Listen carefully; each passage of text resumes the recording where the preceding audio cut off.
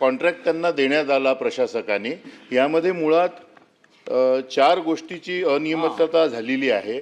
वास्तविक पाहता टेंडरमध्ये जे या कॉन्ट्रॅक्टरला सांगण्यात आलं होतं की तुम्हाला 1 एप्रिल 2025च्या 2 वर्षापूर्वीचे वाहने घ्यावे लागतील, परंतु या कॉन्ट्रॅक्टरनी ते सगळे वाहनं घेतलेले नाही आणि त्याला ॲग्रीमेंटमध्ये जुने वाहनं घेण्याची परवानगी देण्यात आली। म्हणजे जवळपास हा 300 कोटीचा एकंदरीत कॉन्ट्रॅक्ट त्यांना दिलेला आहे, परंतु नवीन वाहनाच्या ऐवजी अजूनही जुनेच वाहनं ते वापरतायत आणि फार कमी प्रमाणात वापरतायत। त्यामुळे कामाची क्वालिटी आणि दर्जा त्या ठिकाणी नीट होऊन नाही राहिला आहे। त्यामध्ये त्यांना 90 दिवसाची सूटसुद्धा देण्यात आली होती, परंतु अद्यापपर्यंत त्यांनी हे काही वाहने घेतलेले नाही।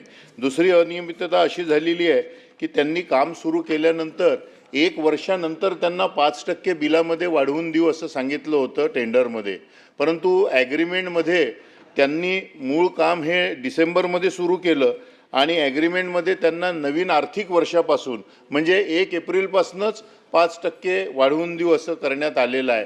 म्हणजे जवळपास काम सुरू झाल्यानंतर 4 ते 5 महिन्यामध्येच त्यांना 5%ची वाढ त्या ठिकाणी मिळालेली आहे। त्यामुळे महानगरपालिकेचं जवळपास 2 कोटी रुपयाला भुर्दंड महानगरपालिकेला त्या ठिकाणी आहे।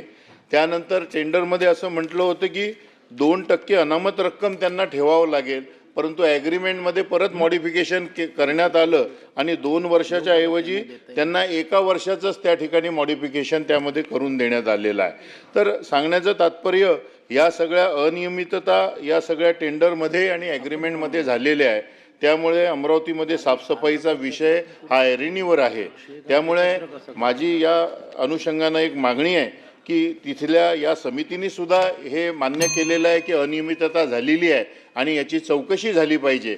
म्हणून मी या ठिकाणी मंत्री महोदयांना सांगतो की विशेष IAS अधिकाऱ्यामार्फत याची चौकशी करण्यात यावी व हे जे टेंडर निघालं होतं आणि ॲग्रीमेंट याच्यामधला हा जो काही फरक आहे हा तपासून बघितला गेला पाहिजे आणि खऱ्या अर्थानं जर गरज असेल तर रिटेंडरिंग व्हायला पाहिजे आणि ही साफसफाई अमरावती शहराची योग्य रीतीनं व्हावी या दृष्टिकोनातनं कार्यवाही करण्यात यावी ही विनंती।